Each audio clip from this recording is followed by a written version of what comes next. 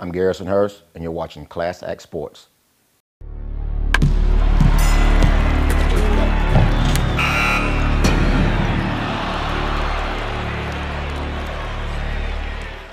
Thanks for joining us on Class Act Sports. I'm Michael Artsis, joined by a good friend. He was a Denver Bronco and a Super Bowl champion Indianapolis Colt. John Madden said that he had the hardest hit he's ever seen in the NFL. Number 95, Darrell Reid, joins us right now. And Darrell's been rehabbing his knee from a very serious knee injury. Darrell, thanks for joining us. Thanks for having me. What about, you've played with some great players, Dwight Freeney, I know you're close with Dwight, and also Peyton Manning. You actually played one of the rare defensive players that got a chance to play on offense, lining up in front of Peyton Manning in that backfield on goal line plays. What's it like to be in the huddle with Peyton? What's Peyton like? And then let's talk about Freeney a little bit. I mean, Peyton's he's a perfectionist, and I know right now he's going through some tough times with that offense and the injuries that they have out there in Indianapolis, and on offense and defense, and they're kind of struggling right now, and their offensive line isn't what he's used to, and his wide receiver, his weapons, and that's how the Colts were built. They were built to give Peyton a lot of weapons, put a lot of points up, and play with a lead. And then Dwight Freeney and that defense is meant to take over and get after the quarterback, and that's what they do best. And as far as Freeney goes, I think he's the best pass rusher of this era. He plays the game at a phenomenal speed, and he has moves that nobody can do like him. I mean, nobody can reciprocate or duplicate the spin move that he's able to do, and his speed rush, and then he catches guys with the bull rush. I just can't say enough about him, and I was just fortunate enough to play with great players like him and Peyton, and Dallas and Reggie Wayne and Marvin Harrison and Jeff Saturday, and the list goes on and on and on out there in Indianapolis. They really have had some great players over the years. What'd you learn from Peyton? From Freeney? No, from Peyton. From Peyton. What'd you learn from Peyton? I learned to approach the game as a professional, and I really learned that just being in Indianapolis alone, but from Peyton, he approaches the game and he really studies. I think that's one thing a lot of players do, and some players do to another level. And he's a player that studies so much, and that's why he usually makes few mistakes, and he looks so good on Sundays because he studies, and he really knows what the defense is going to do, and that's probably the biggest thing that I learned from him. When there is a huddle, what is the huddle? What's he like in the huddle? I mean, he's the ultimate leader, and it's his huddle. He runs it. Nobody else is really talking. And if there is a huddle, with Peyton, he's a lot of no huddle out there. What's it like when there's no huddle? Is it a little nerve-wracking? I'm usually out of the game. I wasn't really involved.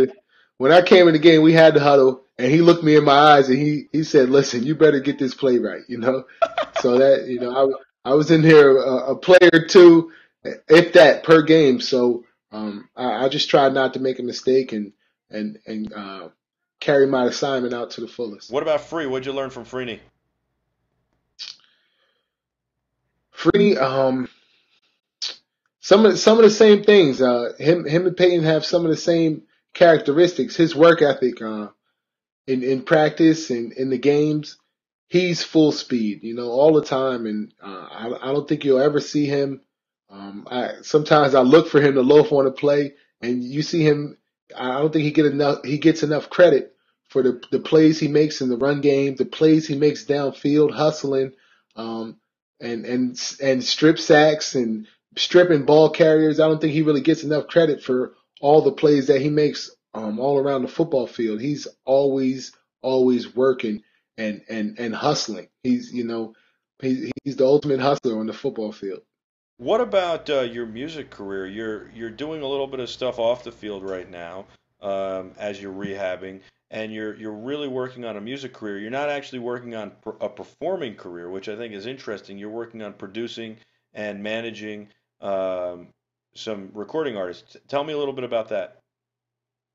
Well, I have a entertainment company, 9-5 Entertainment that I started when I was playing, and um, since I've been out this season, I've been able to give some more focus to that entity, and I have an artist out of Atlanta. His name is Peasley, and you know, I actually met him from one of the Bronco players that unfortunately passed away, Kenny McKinley, who's from Georgia.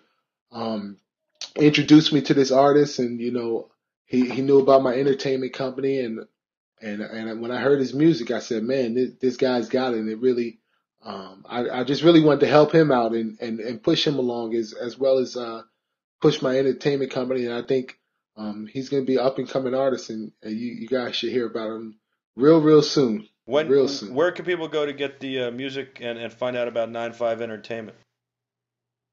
We have a website, www.95entertainment.com.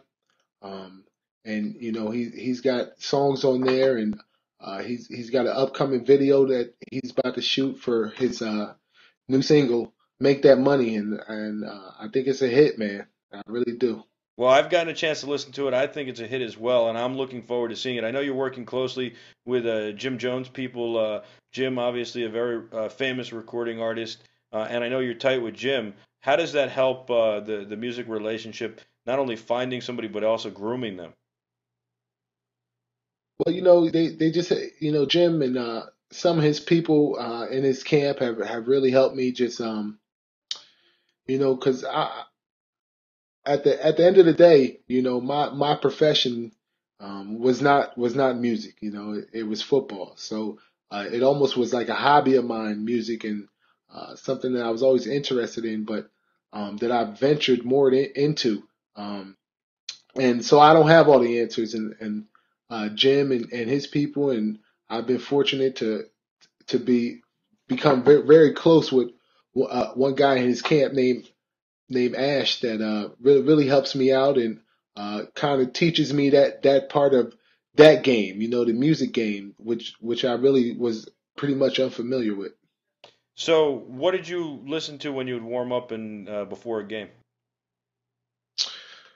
Man, I listen to a lot, man. Like me, I'm an East Coast guy, so I listen to a lot of locks, Styles P, of course, Jim Jones, Biggie, Pac, um, Jay Z.